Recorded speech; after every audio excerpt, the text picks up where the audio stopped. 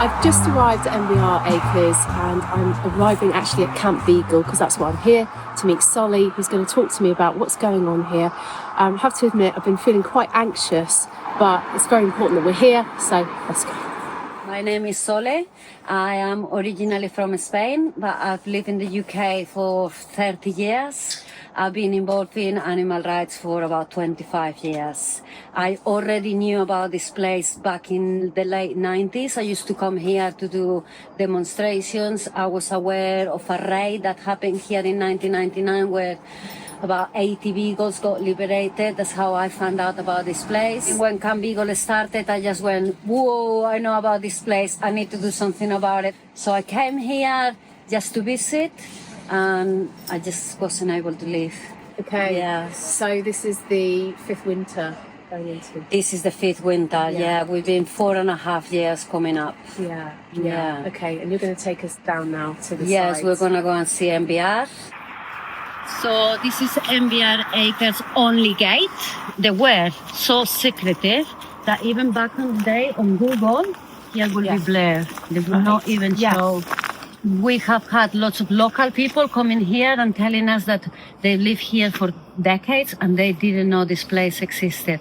It's just very hidden away. This is, now they have a big banner, but that's only because we're here. Yes. So they try to pose all our banners that we go here telling the truth. Yes. And they put their banners telling a lie. It says thriving dogs. There's no dog thriving inside there. A dog that never sees the sky, that never goes out for walks, separated from their mothers, it cannot be thriving. That is impossible. The dogs are kept in soundproof buildings, so you can't tend to hear them so much from here, but you hear them from the side. Yeah. Are we allowed to go in or not? Yeah, no, we'll go down the side, yeah. Sorry, this is the part I was nervous about, not really looking forward to, but it's really important to go and see. So we really ask people to come and see it, because one thing is to know about it, another thing is to actually see it, hear the dogs. I can hear the dogs now. Sally, how many dogs are in there? According to the UK statistics, there is about 2,000 to 2,500 dogs used every year. All of them come from here, from MBR, maybe 700-800 at any one time. So what exactly is going on in this facility? So this facility does not do experiments. They do breeding. They breed exclusively beagles here. They have also got a license from the Home Office to extract blood and internal organs. So inside this site there is a clinical room where they will take blood from the dogs and their internal organs to be sold for other type of experiments to laboratories. Okay. Let me ask you, what do you think is happening in this country? Do you think there's more awareness now? So obviously our goal is to have this place closed down. But in the meantime, what thrives us is to keep raising public awareness.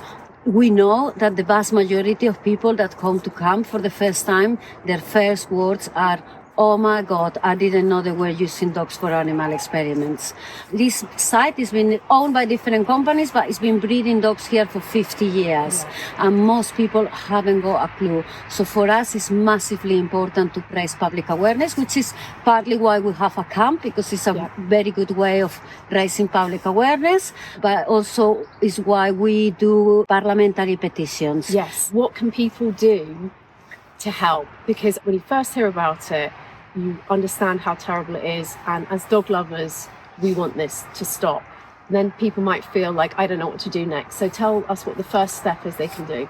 Yes, obviously to get this place closed down is going to be a long process. So what we have to do is continuously speak about these dogs, speak about them at your work. We're on 35,000 signatures and we need to get to 100,000 so that is debated. This will be our fourth parliamentary petition. We have managed to have a debate in Parliament about these dogs and animal testing 2023, 24, 25, and we want another debate in 26, please. It's not really guaranteed that it's helpful that these tests are done on animals anyway, is it? Yeah, we all got dogs. I particularly eat chocolate every day. You brought me some chocolates, which I am very grateful about it. But my dog is not going to eat those chocolates because he will get really ill and go to the vet.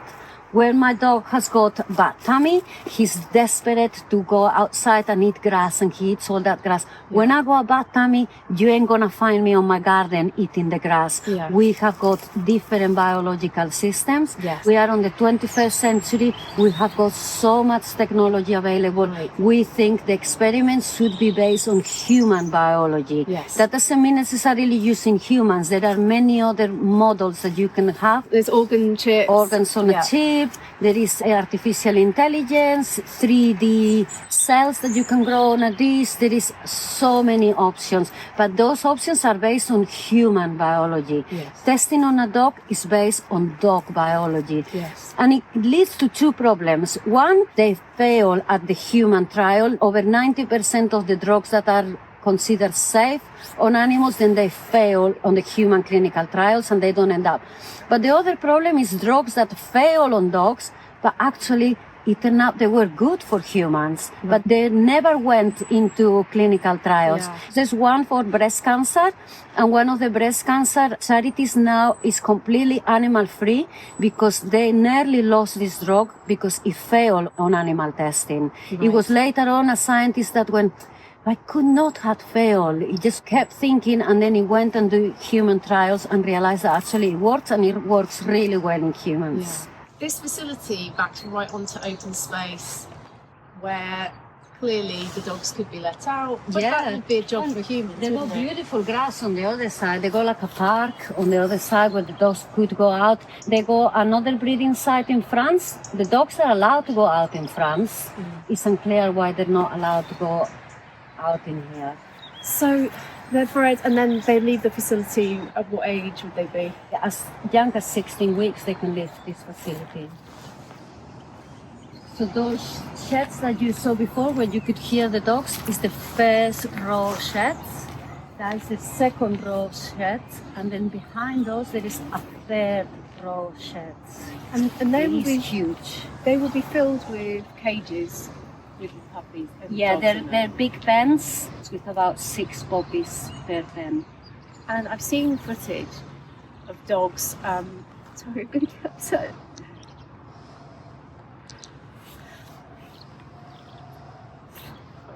It's all right, don't you? Everybody cries. Everybody that comes here will break hearts. We don't. MBR breaks hearts. Yeah, you're bearing witness Yeah. so that people know what's happening. Mm. Sorry, what I was going to say was I've seen footage of dogs running erratically inside because they're not getting any enrichment whatsoever. The only enrichment they have is one toy hanging from a chain, and that's in a pen of 6. They don't get to go outside. They've never seen the sky. They don't know what the sun feels like, what to get wet from the rain is. Anybody will go crazy. And these puppies, that the camera was only put inside for a few minutes, and in those few minutes was able to catch dogs with pathological behaviour that an animal will develop after years of being in captivity. And these are just young puppies. They are suffering from the day they're born. Yes. And gone into experimentation which will only end with them dying. Yeah, all the experiments, the vast majority of the experiments end with the dog put to sleep so that they can analyze the internal organs and see what the toxicology damage to the internal organs has been. Are any beagles rescued in these situations? Very, very small number, tiny number, and it's done in absolute secrecy. We are aware of some people that have shown us their beagle has been rescued, but completely irrelevant numbers compared to the number that is actually used and killed. And the reason they choose beagles is because they're docile and trusting. Yes, Goa Terrier here. The vet can't even get close to him. The mechanism of beagles to protect themselves is to freeze, and they get trained. We have also released some videos of the training, And if a dog shows any signs of aggression, it will be put to sleep and not be sold to a laboratory or bred from. You know, a lot of people maybe have had relatives that have died through illnesses such as cancer, and they feel research is important. Do you think that they're fully aware of the animal testing that's associated with that? And what would you say to them in regards to why animal testing isn't right? They're not fully aware. That is part of why we want to make so much noise about this.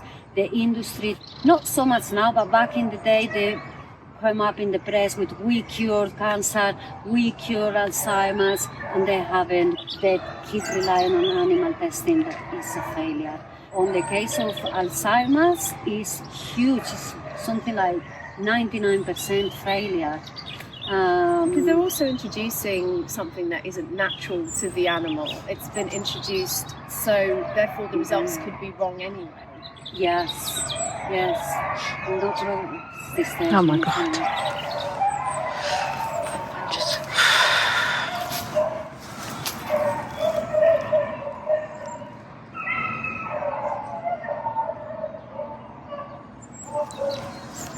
Can you see there is some repairs to the fence here?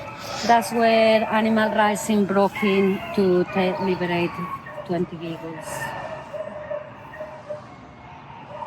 And they all have honest intent when they came, so that's why they waited for the police, and they all handed themselves into the police because they truly don't think they were stealing. They were rescuing dogs that are suffering inside there. Just like anybody will rescue a dog from inside a car that's been left in the sun with the windows up.